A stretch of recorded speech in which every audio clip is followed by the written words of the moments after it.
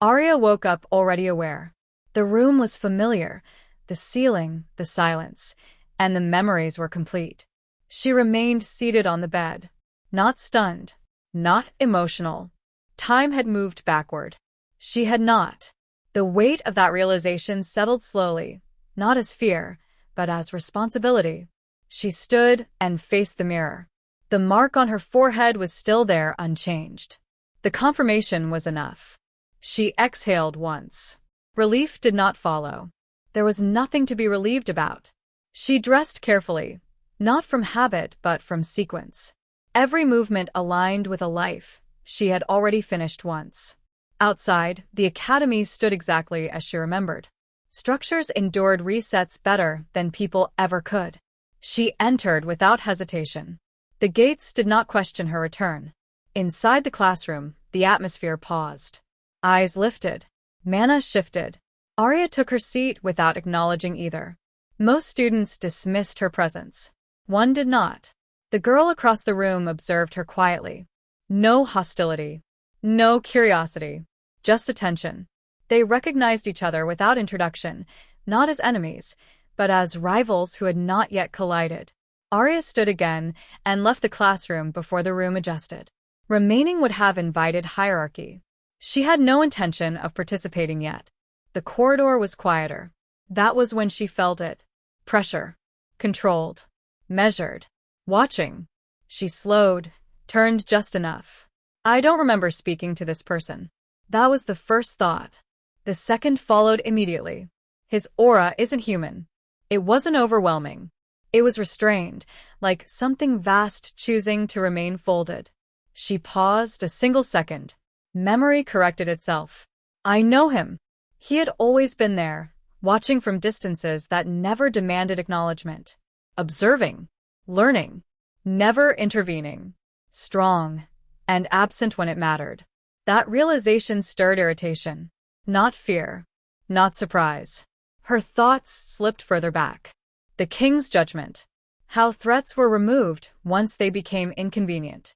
Why now? Why approach her this early? Did he know she remembered? Did he sense the return? You aren't supposed to be here. His voice carried no accusation, no demand. Just recognition. She didn't deny it. Denial would have implied error. As she studied him, he studied her. Aria. He repeated her name silently.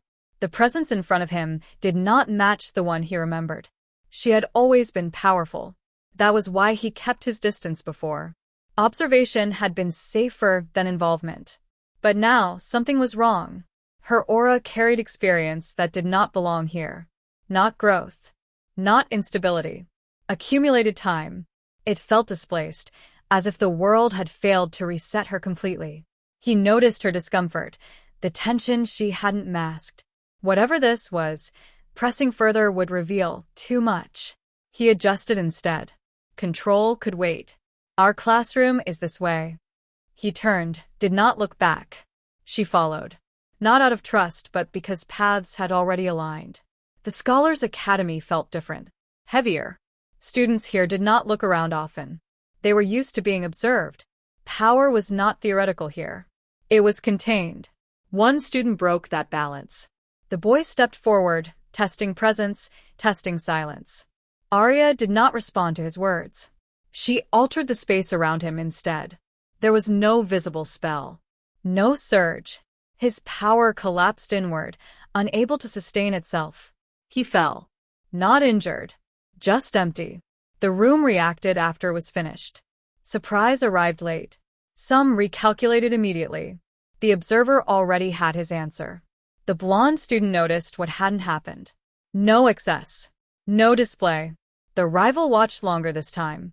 Interest replaced neutrality. Aria left the room. Nothing remained to be established. Night fell over the academy. From the rooftop, pressure spread outward. Searching, not for strength, but for inconsistency.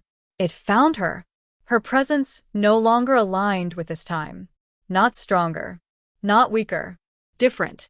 The past had not repeated itself. It had shifted. And this time, someone was watching closely enough to notice.